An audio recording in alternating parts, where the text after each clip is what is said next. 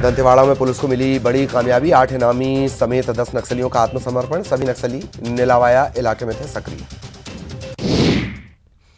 कुछ और अहम खबरों की बात करेंगे। धमतरी के सुंदरगंज में बनी एक रोड पर सियासत गर्म हो गई है। दरअसल जिस जगह रोड का निर्माण हुआ वो एक निजी जमीन है। इस निजी जमीन पर निगम ने टेंडर पास कर दिया। चुनाव हालांकि मुद्दा गरमाने के बाद निगम ने इस टेंडर को निरस्त भी कर दिया, लेकिन उससे पहले ये रोड बनकर तैयार हो गई।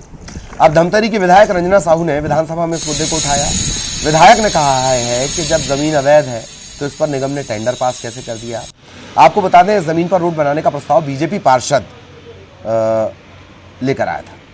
शासन के खिलाफ जितने भी बयान देना है कृपया संपर्क करें। जैसे कि ये कुछ 20-21 का कुछ कार्य का मामला है। उस समय इसमें निगम ने दिया था, कार्यदेश दिया था बनाने के लिए, पर उसके बाद कार्यदेश को जब फाइनल जांच होता है, जमीन का एक बार और जांच होता है, तो उसमें इन्होंने पाया था कि अवैध प्लॉटिंग का हिस्सा है और वो निजी स्वामित्व की जमीन में बनने वाला था।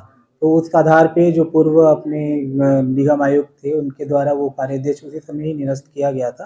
तो उसके बाद हमारे द्वारा वहाँ पर कोई रोड नहीं बनाया गया।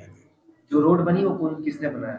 अब जो रोड बनाया होगा वो उसी खेत में बनाया होगा, पर हमारे निगम का पैसा उसमें नहीं लगा है और ना ही इसमें कोई पेमेंट हुआ है। देखिए, इसमें शासन ने स्वीकार किया है कि ये अवैध प्लॉटिंग में जो रोड बना था इसे निगम ने स्वयं इसे तोड़ा है।